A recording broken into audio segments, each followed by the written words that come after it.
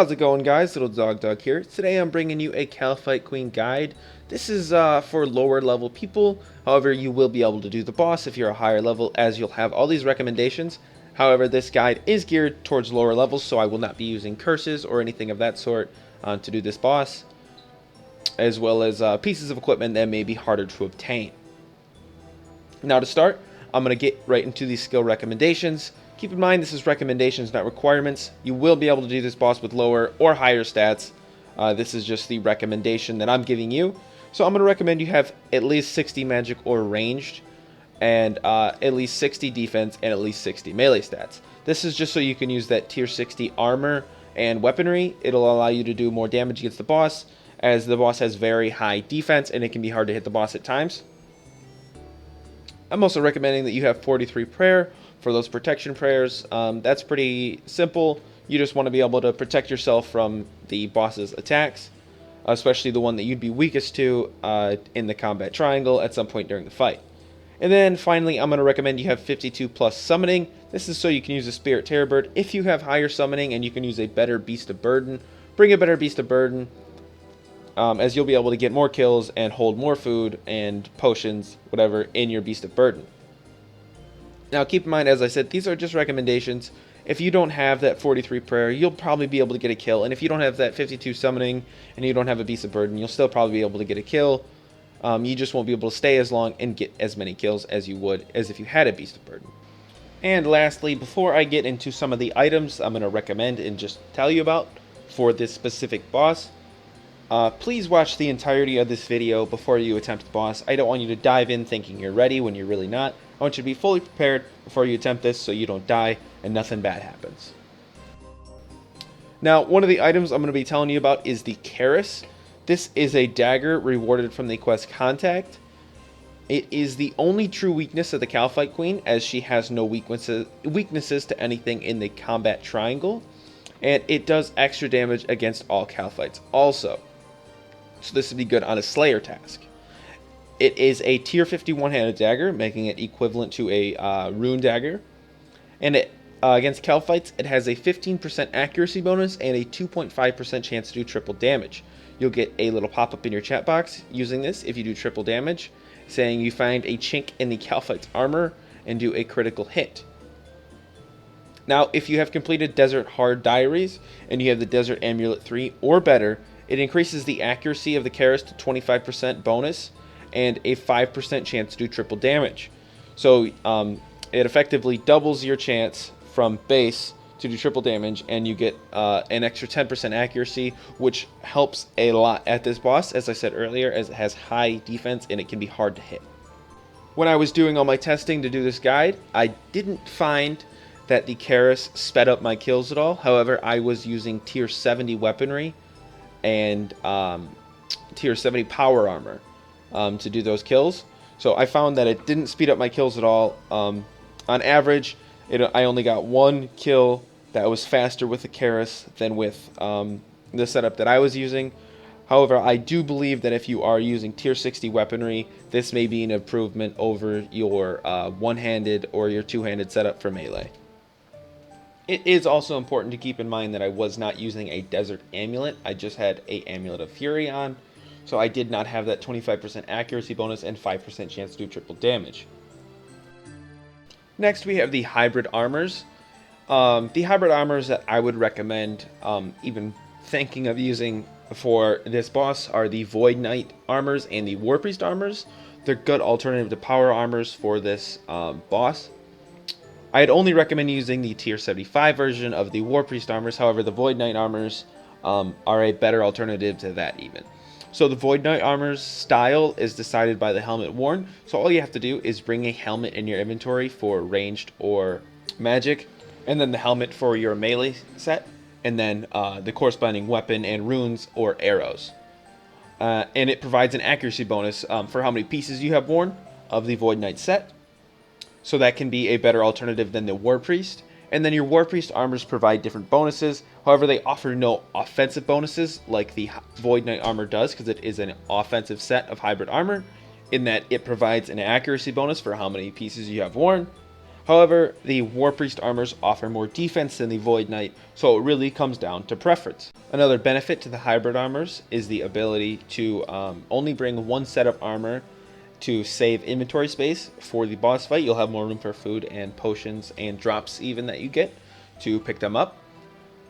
So it really, once again, it comes down to preference, as with the Karis, as to what you want to do and what you think works best for your setup. Personally, I found that power armor with a one-hand and shield works best than the hybrid armor, and I'm fine bringing that extra armor. However, if you were only up to level 60, or you had that Void Knight, an elite Void Knight armor, that might be a better alternative for you.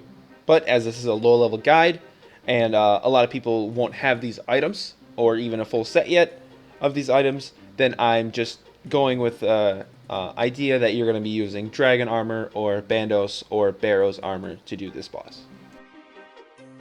So I'm just going to show you my setup real quick, just so you know what I was using. I'll start with my worn equipment, move to my backpack, and then I'll show you my ability bar and what abilities I had on there. So for my worn equipment, I just had my full set of Bandos equipped with an Abyssal Whip and a Bandos shield.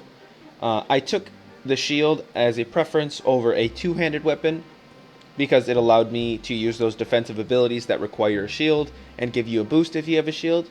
I also had my Ring of Wealth, as this applies to the Kalphite Queen and allowing me to get better drops off the rare drop table. I had my Fire Cape from Jad. If you don't know how to do Jad, I have a guide for that. I will leave that in the description below. A Vampirism Aura. You won't see me use it during the guide, as I had already used it prior and it was on its 4-hour cooldown. And then I had a Amulet of Fury. Now, as I said when I was talking about the Karis, if you're using the Karis and you want to use that Desert Amulet 3, you're going to sub that out with the Amulet of Fury. As well as if you're using any other melee set, you're just going to substitute that out and use your best melee set. And that's a preference for me, using the one-handed and shield. If you want to use a two-handed weapon and just use Theradoman Brews or heal with your food, then that's up to you. Now, for my backpack, I had my one-click teleport ready in case something happened. I ran out of food in the middle of the fight when I didn't think I was gonna. You never know when you're gonna need that. And then I had air runes to cast my spells, because I chose to use magic rather than ranged for this fight. I had an extra summoning pouch for when my War Tortoise ran out of time. A super anti-poison, because on the way down to the boss you can get poisoned by the Kalphite Guardians, and you don't want that to happen when you're in the middle of the fight. I had a super set, super strength, super magic, super defense, and super attack. 3 super restores so I could restore my summoning and my prayer. And then I had my set of magic armor. I was using subjugation. And then I had the Mystic Staff, which came from the Build-A-Fair event. It's a tier 75 staff that produces its own runes for you of the elemental, just not air runes, so it has fire, earth, and air runes in it. I had 2 ropes. If this is your first time going to the Kalphite Cave, it's very important that you bring these 2 ropes. I can't stress that enough. You have to bring 2 ropes if you've never been to the Kalphite Cave to get to the Kalphite Queen. The first one to get into the cave, and the second to get to the Queen's Chamber. And then I filled the rest of my inventory up with food. If you were using a melee set involving a one-hand and shield, then you're going to want to equip that melee set first, and have that one-hand and shield equipped for that extra inventory space. It's really important that you have that extra inventory space just for that extra food you can bring. Now, as I said earlier, you can see that that extra set of equipment takes up quite a bit of space in my inventory. If you wanted to use that hybrid armor that I talked about earlier in the video, that's up to you. You'll be able to bring a bunch more food, but you won't be able to deal as much damage. So I found that the more damage I dealt, the faster I dealt the damage, the less food I had to eat anyway, because I wasn't taking damage for as long, and it balanced out, and I was able to stay and get more kills with this set of armor. And then lastly, I took my Beast of Burden and I just filled it with sharks. That way I was able to bring more food with me, since I had my inventory full with all my other crap. So just really quick, I'm going to run you through my resolution bars that I was using for the fight. Now, if you're not using a one-handed shield, your melee bar is not going to look like this. But for my first slot, I had Anticipation for the 10% damage reduction right at the beginning of the fight, followed by Sever for another 10% damage reduction, while also doing some damage. I followed that with Dismember, so I could apply a bleed to the boss to do a little more damage while I'm doing my other damage dealing abilities. Then I had Fury, which is just straight DPS, and then I followed that up with Backhand, which is a stun, and then Slice and Punish, which are two abilities that deal more damage to your target if they're already stunned. And then I had my thresholds on my bar. Started with Assault and then Debilitate. That's not necessarily an order in which I'd use them. I would typically use Debilitate first, so I'd take less damage, follow that by Assault. And then I had my two ultimate abilities that I would use, Overpower and Berserk. Once again, I'll typically use Berserk first before I use Overpower. Then I followed that up with Resonance just for the heal, and Rejuvenate, which is another ultimate ability, which is really the one main reason I took the shield. This was a difference maker for me. It is the ultimate ability that allows you to heal yourself up 40% just by using the ability. And I could typically use it once every kill because it had a 4-minute cooldown, and the kills take a little longer on this boss than other bosses. And then just in case I was binded, I had Barge, which is a DPS unbinding ability. And then for my magic ability bar, if you're using range, just skip through this, you don't care. I started with Anticipation as I did with Melee, just for the 10% damage reduction. And then I had Chain and Dragon Breath. These are AoE abilities. The Kalphite Queen has the ability to summon other monsters with her. If you enter your own custom encounter, you won't encounter this as much as if you were to just enter the encounter and save that 100k. So I just kept those AoE abilities on there. I had Sacrifice next. It's a DPS healing ability that I got from the God Wars dungeon. If you don't have this, don't worry about it. Just slide your stuff down and put 5 where 4 is. So for the 5th one, I had Sonic Wave, which is just a ability that gives you bonus accuracy. For my 6th, I had Impact, which is a stun, and then Rack for my 7th, which is a bonus DPS if stunned ability. And then for my 2 thresholds, I had Asphyxiate and Wild Magic. Those are both just DPS thresholds. For the 0, I had Metamorphosis, which is the equivalent of Berserk, except you don't take more damage. I had Tsunami as the next one. You probably won't have this. It's a rather high-level AoE ultimate ability, and it allows you extra critical strike. You can avoid the next stuff until the last one, and then we have Debilitate, which is just that 50% damage reduction I talked about with Melee. Now, I'm sure you're itching to get to the actual boss fight. So to get to the boss fight, you got 2 ways. You can walk from Alcarad to the Kalphite Hive located in red, or there is a fairy ring located right here. The code is BIQ. If you've completed the quest, you can use the fairy rings. That's going to be your fastest way there. If not, you're going to have to walk from the Alcarad lodestone through the Shanty Pass into the desert. Now, if you want to bring a water skin, you can, but it's a very short walk. You might get hit by the desert heat one time. It's not a big deal. Now, from the Alcarad lodestone, you're going to run west and then down towards the bank and go all the way through to the Shanty Pass.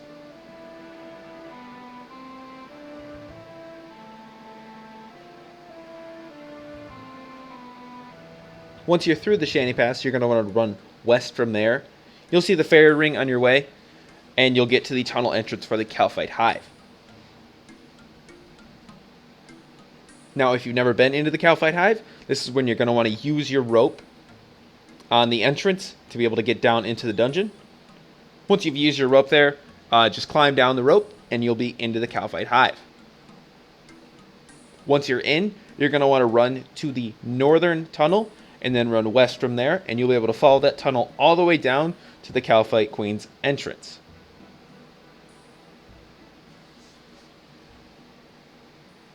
You're going to want to drink your super anti-poison if you haven't already, because these are the monsters that can poison you on your way there, although the Kalphite Queen herself does not poison you. So you're going to want to kill these guardians and any other Kalphites that would have followed you to the tunnel entrance for the Kalphite Queen's lair, as they'll stop you from being able to get in. Once you've got them all killed, you're going to want to click on the tunnel entrance and use a rope on it if you haven't already. And set your quick prayers and drink all your potions so you're ready to go for the fight. Make sure your prayer is all the way up and you drink your attack potions and your defense potions. And when you're ready, you're going to want to climb down, and you'll get an interface here that says Enter Encounter and Start Custom Encounter. If you enter an encounter, you will have to fight the Kalphite Queen along with Kalphite Guardians. If you start your own encounter, you only have to worry about the Kalphite Queen. However, it does cost 100k. In this interface, you have the option to change the max number of players if you don't feel like soloing her, change the minimum combat level to join you, and change the spawn speed of the Kalphite Queen to fast, fastest, or standard. You can change the protection as well as turning on practice mode if you just want to practice, but you won't be able to receive any drops, so that's a quick way to drop 100,000 coins. Once you're ready to go in, just click start and you'll be put into the Kalphite Queen's arena. Now the Kalphite Queen spawns on the western side of the room, so you're going to run to the western side of the room. As you can see, I didn't realize I was poisoned. If you're poisoned, make sure you drink that super anti-poison. And when she spawns, turn on that protect from magic because you're using a melee set. If you're using a melee set and not using hybrid gear, and you'll be taking your most damage from her magic attack. Now, the Kalphite Queen has two phases to the fight. There is a melee phase, which is first, and a magic and range phase, which is second. In the first phase, it's the melee phase because you have to attack her with melee. She's protecting from ranged and magic. In the second phase, you have to attack her with range or magic because she's protecting from melee.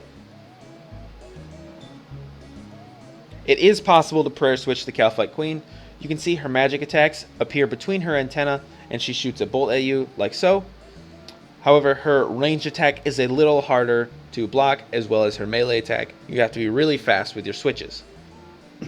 Now, the Kalphite Queen does not hit very hard very often, but she does hit very often. So you're going to want to make sure that you're keeping your health up and that you're not getting DPS down very quickly. The first phase of the fight takes longer than the second phase of the fight. Because she has her carapace on, she has higher defense. In the second phase of the fight, she sheds her carapace, regains 40,000 health that she started with, and is only weak to magic and ranged, as I stated many times in this guide.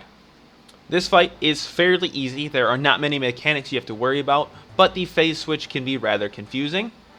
Up till the phase switch, just make sure you're using your threshold abilities, your ultimates, your resonance, and your rejuvenate, so that you can regenerate that health without wasting too much food. Make sure you stay potted up and watch your health. That's the most important thing I can tell you, as you're DPSing her down from her 40,000 health down to 0 health in phase 1. Phase 2 is a little different, not too much different.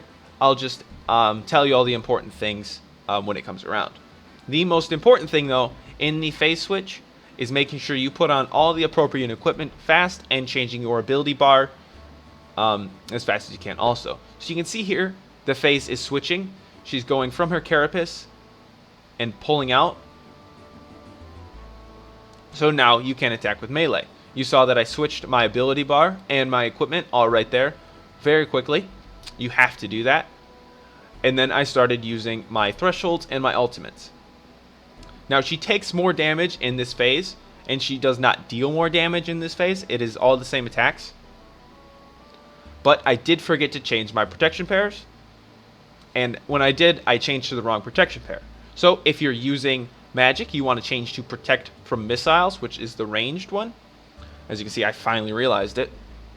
And if you're using range, you want to change to protect from melee. That's going to be the weakest in the combat triangle. You can see clearly I'm DPSing the Kalphite Queen down much faster than I was in phase 1 because she has lower defense. So the hardest part of the fight is that phase 1. You might have seen in previous days you were able to click under the Kalphite Queen to deal damage to her without getting any damage to you. You just have to wait for her health to disappear. That is no longer possible. If you try it, you'll just keep getting hit, and the Kalphite Queen will keep backing up, even if you back her into a wall. Once you've got the Kalphite Queen killed, you've finally done it. Make sure you pick up your drops, and then you have two options of getting out. One, you can just use your one-click teleport, or two, you can climb out the same rope you came out. This is when you're finally done, you're finally ready, you're to leave, you've used up all your food, and you just don't want to kill the Kalphite Queen anymore. You're done now, and you can teleport out whichever way you choose. Just really quickly, I want to let you guys know I have a new friends chat channel. Just join Little Dog 15, that's me, for all your quest help needs, and just to hang out. If you have any questions about any guide I've ever done, if you need help for a quest, or a boss guide, or a mini game, just come into the friends chat, ask a question, hang out for a while if you want. And that's really that. So thanks for watching. If this helped, be sure to leave a like. Comment down below if you have any questions, tips, or pointers for anybody, as well as if you just want to let me know if I screwed something up. And subscribe if you haven't already. If you're bored, check out some of my other stuff. I do boss guides, quest guides, event guides, and all sorts of stuff. Thanks.